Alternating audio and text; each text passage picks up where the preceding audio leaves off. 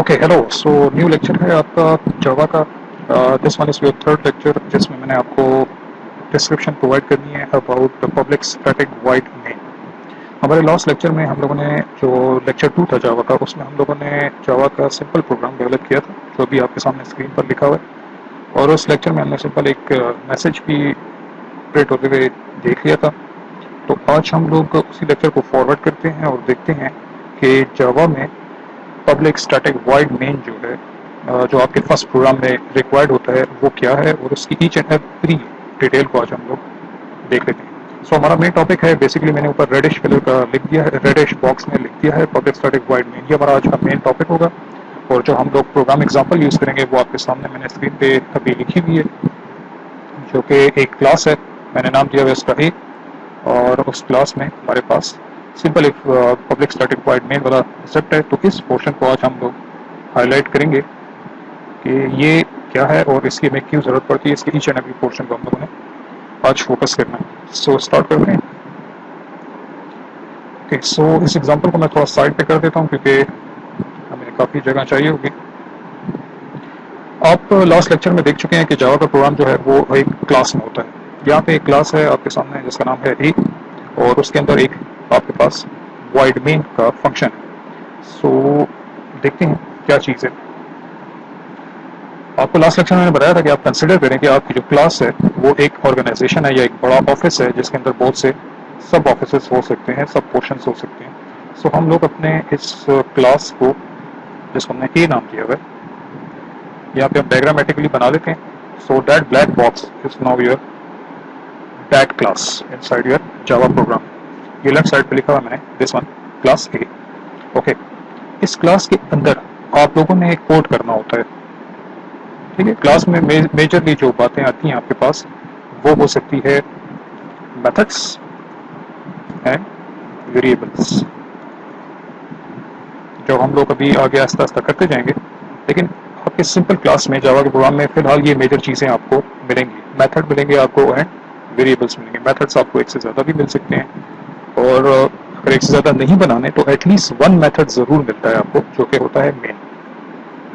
अगर आप लोगों को मेथड्स से प्रॉब्लम है कि जावा में या किसी भी प्रोग्रामिंग लैंग्वेज में मेथड्स क्या होते हैं, मेथड्स बेसिकली फंक्शंस को कहते हैं जिनका अपना एक रोल होता है।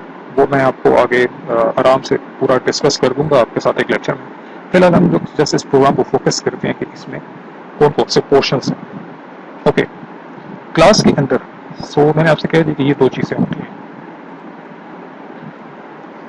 हमारे पास मेथड्स हैं, वेरिएबल्स। ओके, इस पूरे प्रोग्राम को एग्जीक्यूट कौन करता है?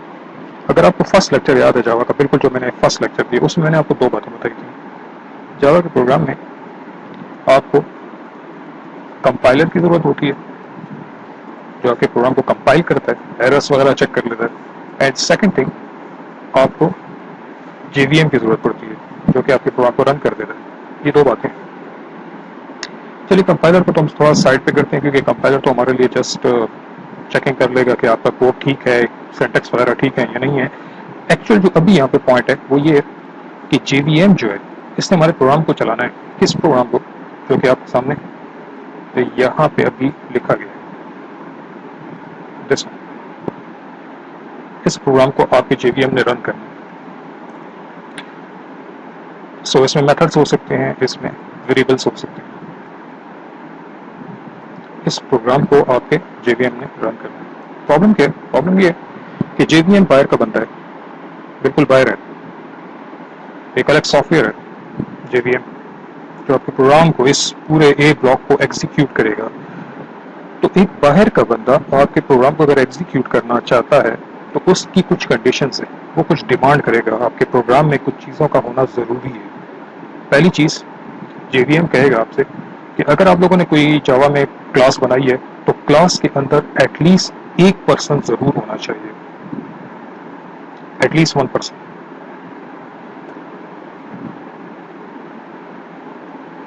और वो पर्सन होगा आपका मेन। मेन जेवीएम की रिक्वायरमेंट है। वो कह रहा है कि ठीक है, मैं आपका प्रोग्राम रन कर दूंगा, लेकिन वो तब रन होगा जब मुझे उसमें मेन मेथड नजर आएगा। इसका मतलब ये है कि हम अपने जावा के जो प्रोग्राम्स बनाते हैं उसमें हमारे मेन मेथड होना ज़रूरी है। और आप देख रहे हैं यहाँ पे इस पोर्शन में कि हमारे पास मेन मेथड है। ओके, अब मेन मेथड तो इसने कह दिया, लेकिन इससे साथ में एक और बात भी कही है कि मेन मेथड जो होगा वो अपने साथ कुछ खास किस्म की आइडेंटिटी लेकर आए, तभी मैं इसको एग्जीक्यूट करूँगा। मेथड जो है मेन, उसको आप समझें कि ये एक पर्सन है आपके पास। तो हम ज़रा एक पर्सन की पिक्चर ले आते हैं।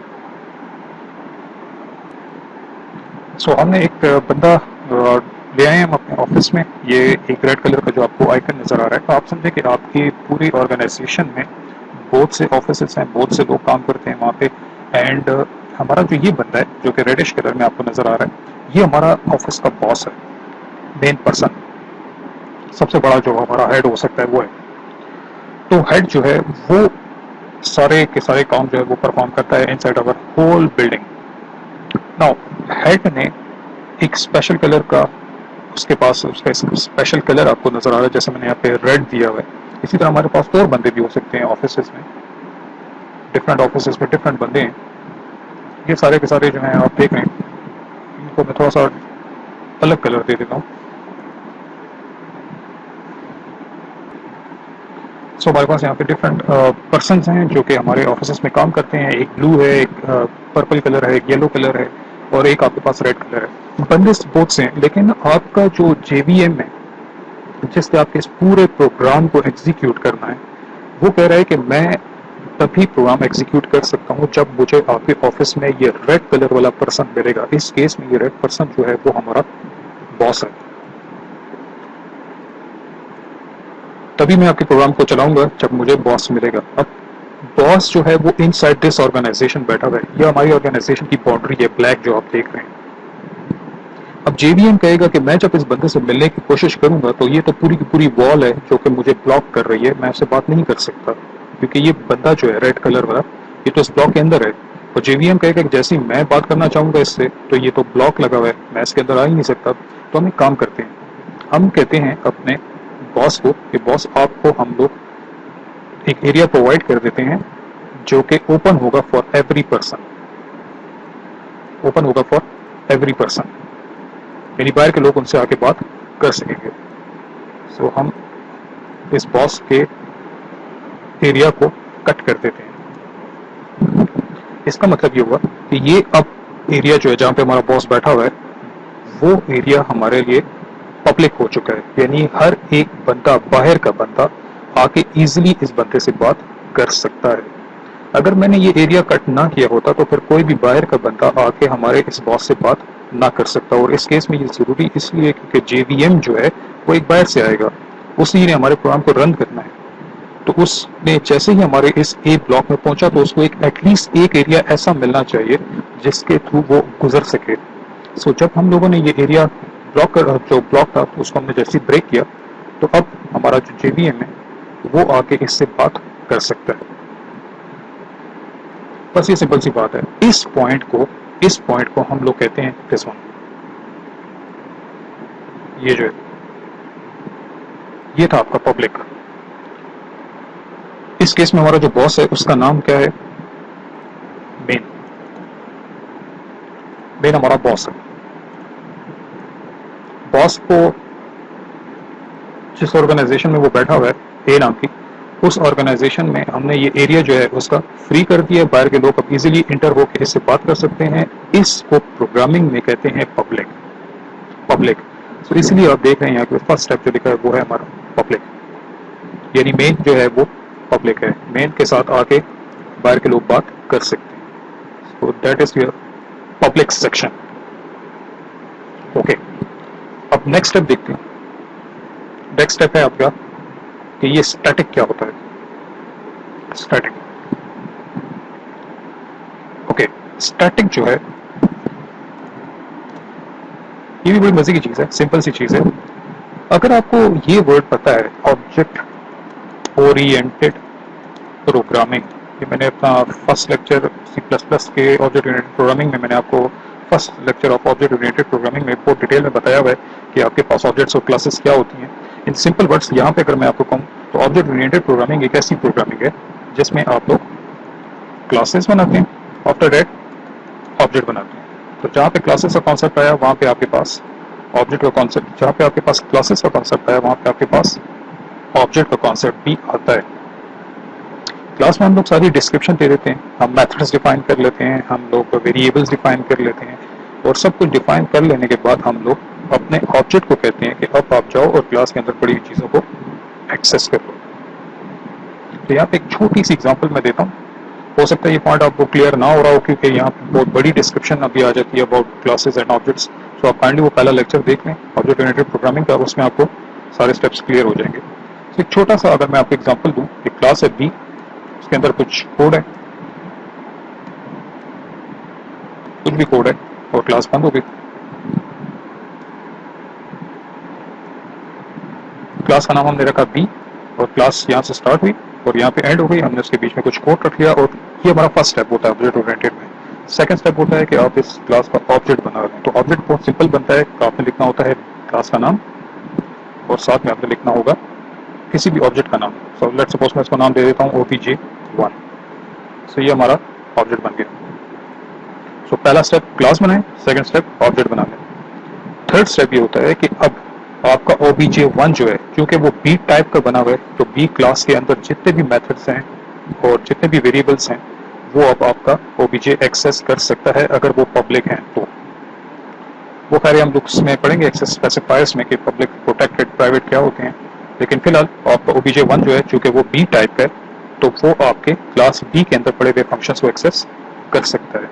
कैसे करेगा वो भी देख लेते हैं। सिंपल सा लिखना है आपने OBJ1, आप जाके क्लास बी के अंदर किसी बड़े फंक्शन को एक्सेस कर लो। तो उसके लिए आप लोग एक्सेसिंग के लिए आप लगाओगे डॉट, डॉट ऑपरेटर है, और फिर किसी फंक्शन का नाम लाइक ABC,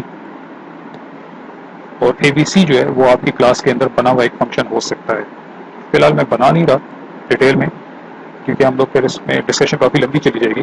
फिलहाल मैं जैसे आपको एक्सेसिंग बता रहा हूँ कि ऑब्जेक्ट ओरिएंटेड में बेसिकली होता क्या है, आप क्लास बनाते हो, क्लास के बाद आप उसका ऑब्जेक्ट बनाते हो, और उसके बाद ऑब्जेक्ट को आप कहते हो कि आप क्लास के अंदर पड़े हुए किसी फंक्शन को एक्सेस कर लो यूजिंग ऑब्जेक्ट। ऑब्जेक्ट नाम यहाँ पे क्या रखा था हमने, OBJ1, और डॉट यूज होता है फॉर एक्सेसिंग।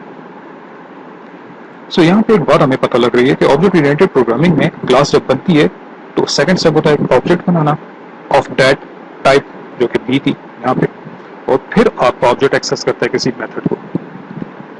सो यहाँ पे एक बात जरूरी है कि ऑब्जेक्ट बनाना है और फिर एक्सेसिंग करनी है क्लास के अंदर पड़े हुए किसी भी आइटम की।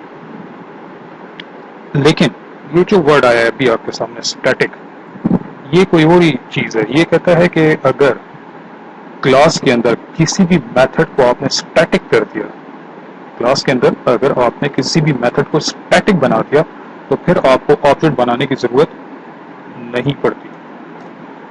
मैं यहाँ पे क्रॉस लगा रहा हूँ इसलिए क्योंकि अब मैं ABC फंक्शन को क्या कर रहा हूँ, स्टैटिक। दोबारा एक दफा देख लें, जब आप किसी फंक्शन को स्टैटिक कर देते हो, स्टैटिक एक रिजर्व वर्ड है आपके जावा का, अगर आप किसी फंक्शन को स्टैटिक कर देते हो उसका मतलब ये होता है कि आप ये वाला प्रोसीजर ना करो, ना ऑब्जेक्ट बनाओ और ना ही ऑब्जेक्ट के थ्रू उस फंक्शन को एक्सेस करो, क्योंकि स्टैटिक की डेफिनेशन ये होती है कि वो विदाउट ऑब्जेक्ट क्रिएशन एक्सेस हो सकता है। कैसे एक्सेस होता है वो देखें। अभी जो ये स्टैटिक ABC कैसे एक्सेस होगा, आपने सिंपल लिखना है बी क्लास, यानी क्लास का नाम, और आगे फंक्शन का नाम।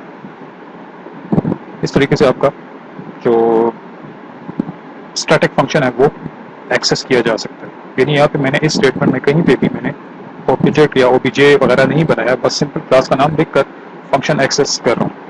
ये होते हैं आपके स्टैटिक फंक्शन, जो कि ऑब्जेक्ट के बगैर ही एक्सेस हो सकते हैं। अब आप सोच रहे होंगे कि यहाँ पे तो मेन एक फंक्शन है, ठीक है, और वो कौन सी टाइप का बना हुआ है, स्टैटिक टाइप का। तो इट मीन्स कि आपको ये काम करने की जरूरत नहीं पड़ेगी। क्लास का नाम क्या है, ए, OBJ बनाया, और आप उसके बाद second step OBJ1 dot function name क्या है, मेन। ये करने की जरूरत ही नहीं पड़ी हमें। और ना आपने कभी किया होगा किसी क्लास में कि आप लोग जो क्लास बना रहे हो जिसके अंदर आपका मेन फंक्शन होता है, फिर आप उस क्लास का ऑब्जेक्ट बनाते हो और फिर उस फंक्शन को एक्सेस करते हो। नो, यहाँ पे आप ये काम नहीं करोगे। तो मैं क्रॉस डाल देता हूँ उसके ऊपर, ये हमें करने की जरूरत नहीं है, क्योंकि अब आपको पता लग चुका है कि आपका मेन फंक्शन किस टाइप का बना हुआ है। आपका मेन फंक्शन स्टैटिक टाइप का। अब इसका मतलब ये होता है कि जेवीएम जो है, दिस पर्सन, ये जो है, ये बेचारा चूंकि आप देख लें कि बाहर का है, एक्सटर्नल पर्सन है, एक्सटर्नल है, तो ये कह रहा है कि मैं तो बाहर का बंदा हूं और मैंने तो आपके फंक्शन को एक्सेस करना है, मेन फंक्शन को। ये जरा ज्यादा लंबी हो गई ये बात, हम इसको सिंपल ऐसे लिख लेते हैं, that is our external.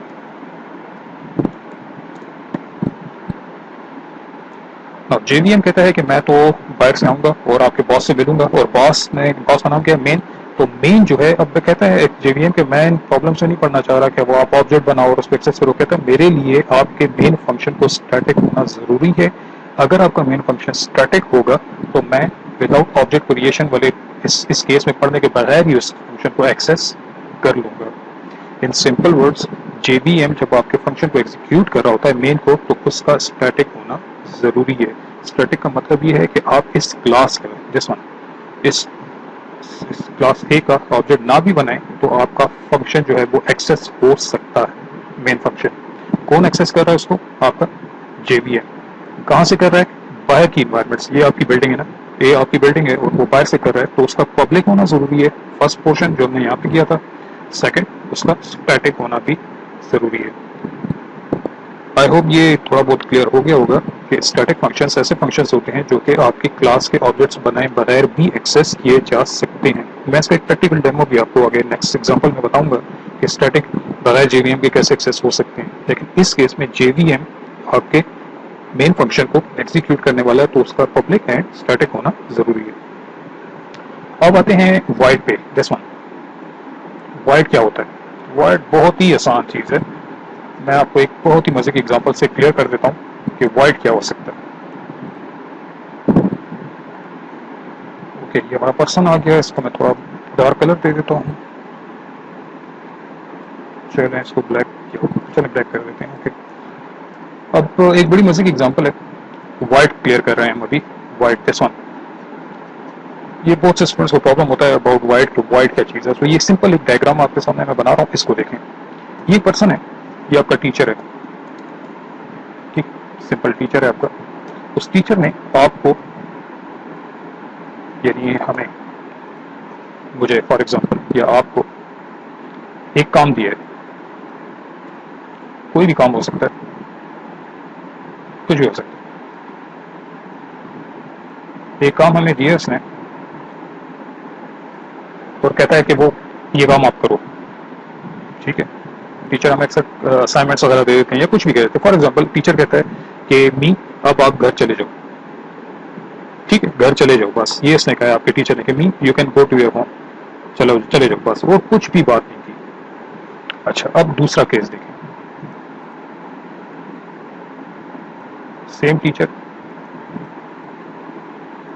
Same second person और टास्क।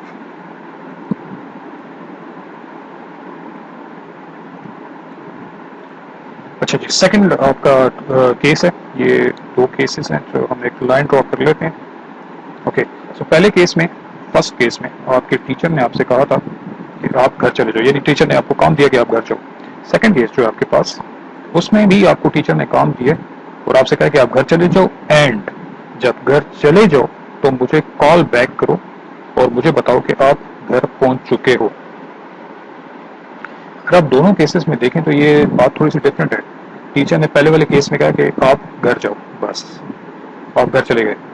सेकंड केस में टीचर ने कहा कि आप घर जाओ, और जब घर चले जाओ तो मुझे कॉल करके इन्फॉर्म करो कि आप घर चले गए, यानी मुझे रिपोर्ट करो। तो ये सेकंड केस जो है, इसमें थोड़ा सा हमें और काम भी करना पड़ेगा। वो ये है कि घर जब हम घर चले जाएंगे तो हम इसको अपने टीचर को रिपोर्ट करेंगे कि हम सर घर पहुंच चुके हैं।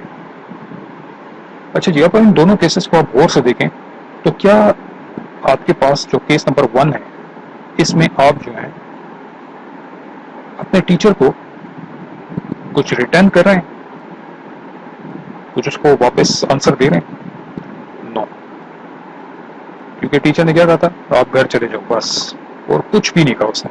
तो यहाँ पे कुछ भी आपने उसको रिटर्न नहीं किया, नो रिटर्न, कुछ भी रिटर्न नहीं किया। जबकि सेकंड केस जो है उसमें आपको देख रहे हैं कि तो उन्होंने कहा है टीचर ने कि जब आप घर जाओ तो मुझे रिपोर्ट करो कि आप घर पहुंच चुके हो, तो इट मीन्स कि हमने उसको कुछ रिटर्न करना होगा अपने टीचर को। तो अगर आप ये दोनों केसेस समझ गए हैं तो ये था आपका वॉइड। जब आप लोग कोई चीज रिटर्न नहीं करते हो अपने किसी बॉस को, अपने टीचर को, या किसी भी चीज को, अगर आप कुछ रिटर्न नहीं करते हो तो उस केस को हम लोग कहते हैं वॉइड। प्रोग्रामिंग में जब कोई फंक्शन कुछ रिटर्न नहीं कर रहा होता तो उसको हम लोग कहते हैं वॉइड। आप जरा इसको देखें, यहाँ पे मेन से पहले क्या लगा हुआ है, वॉइड। इसका मतलब ये कि मेन जो है वो किसी को कुछ रिटर्न नहीं करेगा। और मेन को एग्जीक्यूट कर कौन रहा होता है, हमने अभी पढ़ा था, वो है आपका JVM, दिस वन। मेन को एग्जीक्यूट आपका JVM करता है। तो JVM आके आपका मेन फंक्शन एग्जीक्यूट करता है, बस ये JVM का काम है कि अब हमारे मेन फंक्शन को एग्जीक्यूट करो। अब मेन फंक्शन इसको आंसर क्यों दे, JVM क्या करेगा उस आंसर पर, कुछ भी नहीं करेगा। JVM का काम तो सिर्फ ये था कि आप वो मेन फंक्शन को एग्जीक्यूट कर दे, बस। ये नहीं था उसका काम कि वो मेन फंक्शन से कुछ आंसर भी लेके आए कि जी मैं एग्जीक्यूट हो गया। JVM आपके मेन के आंसर को कुछ करेगा नहीं, क्योंकि इसकी जरूरत नहीं पड़ेगी। मेन कुछ उसको कह रहा है कि जी मैं चल पड़ा हूँ and so on, no. JVM ने मेन को एग्जीक्यूट करना है, बस। सो हमारे मेन की टाइप का क्या होना जरूरी है, वॉइड, यानी नो रिटर्न। JVM को कुछ भी रिटर्न मत करो, बस JVM ने ऑर्डर किया कि आप एग्जीक्यूट हो जाओ तो बस आप एग्जीक्यूट हो। तो ये आपको जो फर्स्ट केस मैंने आपको बताया कि जैसे टीचर ने आपको कहा है कि आप घर चले जाओ बस, इस केस में उसने आपको ये नहीं कहा कि मुझे आंसर भी दो कि यार आप घर पहुंच गए हो। सो यही बिल्कुल फर्स्ट केस जो है आपका यहाँ पे प्रैक्टिकली इम्प्लीमेंट हुआ है जावा में। मेन की टाइप क्या हमारे पास, void, means no return to JVM। Next आ रहा है आपके पास स्ट्रिंग। स्ट्रिंग की एरे है और एरे का नाम ना रखा हुआ है ARGS। ये एक नई चीज आ गई आपके लिए, सो इसको भी देख लेते हैं। स्ट्रिंग ARGS, सो इसको हम देखते हैं कि ये क्या चीज़ है। अगर इन सिंपल वर्ड्स में हम देखें, अगर सिंपल वर्ड्स में मैं आपको बताऊं स्ट्रिंग, एरे, और एरे का नाम है ARGS, तो पेपर पॉइंट ऑफ व्यू से आप लिख सकते हैं कि ये जो चीज़ है स्ट्रिंग ARGS, ये यूज़ होती है for customisation of main function. ये इसका काम है, कस्टमाइजेशन ऑफ मेन फंक्शन। आप अपने मेन फंक्शन को कस्टम कर सकते हो, डिफरेंट एक्ट करवा सकते हो अपने मेन फंक्शन से। ये मैं अब आपको प्रैक्टिकली इसके बारे में बता दूं तो ज़्यादा बेटर रहेगा। मैं आपके सामने एक छोटा सा सिनेरियो ले आता हूँ और उसको हम लोग प्रैक्टिकली देखते हैं, क्योंकि ये चीज़ थोड़ी सी टाइम कंज्यूमिंग हो जाएगी हमारे लिए। तो हम लोग इसको सेपरेटली देख लेते हैं कि ये क्या चीज़ है स्ट्रिंग ARGS। तो ये प्रोग्राम ही मैं ले आता हूँ आपके सामने। ओके, नाउ इस प्रोग्राम में आप देख रहे हैं कि मेन फंक्शन एक्चुअली पे क्या कर रहा है। एक्चुअली में ये इसकी बाउंड्री है, यहाँ से लेकर यहाँ तक ये काम कर रहा है, यानी इस स्टेटमेंट को एग्जीक्यूट कर रहा है। ये सॉरी, ये स्टेटमेंट आपके लिए एग्जीक्यूट करता है, यानी हेलो लिखा हुआ है। अब आप कंसीडर करें कि हमारा जो मेन फंक्शन है उसने ऐसे चलना है, ऐसे चलना है जैसे मैं अभी आपके सामने करने वाला हूँ। 3 बंदे हैं, एक का नाम है A, एक का नाम है B, एक का नाम है C। मेरी रिक्वायरमेंट है कि जब भी ये बंदा आए हमारे प्रोग्राम को एग्जीक्यूट करने के लिए, तो उसको लिखा हुआ है वेलकम, वेलकम A। उसको मैसेज आए कि वेलकम A उसका नाम है। ओके, अब हम ये कह रहे हैं कि हमारे पास जब B पर्सन आके इस प्रोग्राम को एग्जीक्यूट करेगा, B पर्सन, तो उसको भी लिखा हुआ है वेलकम B। ओके, अब हमारा एक और रिक्वायरमेंट है कि अब ए और बी के अलावा अगर कोई और बंदा आता है लाइक सी और डी और जो भी है, वो अगर आगे हमारे प्रोग्राम को आके एग्जीक्यूट करें तो हम उसको मैसेज कहें sorry sorry we don't know you, जैसे आप यूजर नेम और पासवर्ड के केस में होता है। सो हम ये चाह रहे हैं कि ये सिचुएशन बन जाए। हमारा मेन फंक्शन जब ए पर्सन आए तो उसको कहे वेलकम ए, जब बी पर्सन आए तो उसको कहे वेलकम बी, लेकिन जब सी पर्सन आए तो उसको हम मैसेज दे देते हैं sorry we don't know you. तो यहाँ पे आप देख रहे हैं एक चीज कि हमने यहाँ पे छोटी सी कंडीशन लगानी है। हम चेक करेंगे कि क्या आने वाला पर्सन ए है या आने वाला पर्सन बी है या आने वाला पर्सन सी है। तो जब आप लोग इस किस्म के काम करते हैं कि आपने अपने मेन फंक्शन को based on some condition run करना होता है कि अगर ए पर्सन आएगा तो मैं ये काम करूंगा, अगर बी पर्सन आएगा तो ये काम करूंगा, और अगर सी पर्सन आएगा तो हम कोई और काम करेंगे। इस किस्म की चीजों के लिए आपका यूज हो रहा है ये चीज जिसको हम लोग कहते हैं स्ट्रिंग ARGS। जैसा सो हम इसका प्रैक्टिकली डेमो देखेंगे। मैंने आपसे कह दिया कि ये किस लिए यूज हो रहा है, कस्टमाइजेशन, यानी चेंज कर सकते हैं हम अपने मेन फंक्शन के बिहेवियर को। ए आएगा तो उसको मैसेज हमारा मेन फंक्शन देगा वेलकम ए, बी आएगा तो उसको हमारा मेन फंक्शन मैसेज देगा वेलकम बी, लेकिन अगर सी आएगा तो हम उसे कहेंगे सॉरी हम आपको नहीं जानते, आप कोई और बनते हो, आप हमारे ऑथेंटिक बंदे नहीं हो। तो क्या आप यहाँ पे इस पूरे एरिया में आपका मेन फंक्शन डिफरेंटली एक्ट कर रहा है। फर्स्ट टू केसेस में वेलकम वेलकम, थर्ड केस में सॉरी। सो इट मीन्स कि ये आपका कस्टम मेन फंक्शन है। सो ये कितनी वैल्यूज हैं, 1 2 3, क्या इससे ज्यादा भी हो सकती हैं, यस 4 5, मोर देन 1 भी हो सकती हैं। तो क्या मोर देन 1 वैल्यूज को स्टोर करने के लिए आपको कोई ऐसी चीज नहीं चाहिए जो एक से ज्यादा वैल्यूज अपने पास रख सकती है। यस, उसका नाम क्या होता है, एरे इन प्रोग्रामिंग। और अगर आपको एरे का लेक्चर क्लियर नहीं है तो मैं आपको एरे का लेक्चर ऑलरेडी डेवलप करके दे चुका हूँ, आप उसको काइंडली देख लें, आपको आइडिया हो जाएगा अबाउट एरे। सो जब भी इन सिंपल वर्ड्स जब भी मोर देन 1 वैल्यूज आपके पास आती हैं और आपने उनको स्टोर करना है, जैसे यहाँ पे ए है बी है सी है, तो आप लोग एरे लेते हैं। एरे लेने का तरीका क्या होता है, एरे के लिए ये साइन होता है, ये मोर देन 1 वैल्यूज आपके लिए स्टोर कर सकता है। यहाँ पे अगर आप देख लें तो यहाँ पे एरे ली गई है, और एरे किस टाइप की ली गई है, स्ट्रिंग टाइप की। और एरे का नाम क्या रखा गया है, एरे का नाम रखा गया है ARGS। ये नाम आप कुछ और भी रख सकते हैं। तो जो जो बंदा आएगा वो कहाँ पे जाके सेव हो जाएगा, ARGS में। जैसे मैं यहाँ पे लिख देता हूँ, एरे बन गई हमारी ARGS, आप कोई और नाम भी दे सकते हैं। सो ये ARGS विद दिस साइन, ये आपकी एरे है।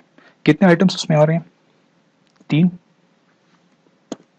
क्योंकि एरे अपने पास ज्यादा आइटम्स रख सकता है। तो यहाँ पे पहला आएगा ए, थोड़ा ज्यादा ऊपर चला गया, पहला आएगा ए, इसमें आएगा, फिर आएगा बी, इसमें आएगा, फिर आएगा सी। तीनों आगे इसमें सेव हो जाएंगे, और तीनों के लिए अलग अलग जगह बनेगी। पहले वाले के लिए बनेगी 0 लोकेशन, दूसरे वाले के लिए बनेगी 1 लोकेशन, तीसरे वाले के लिए बनेगी 2। आप काइंडली एरे वाले लेक्चर को देख लें, उसमें सारे ये इंडेक्स वगैरह मैंने डेवलप करके आपको बताए हुए, और फिर हम इसको इफ कंडीशन के थ्रू चेक कर सकते हैं। तो ये थे आपके सारे portions inside your public static void main. इसको होपफुली आप समझ गए होंगे। नेक्स्ट लेक्चर में आपको बताऊंगा कि what is mean by system dot out dot print L N, ये क्या चीज़ है, इसको हम नेक्स्ट क्लास में देखते हैं।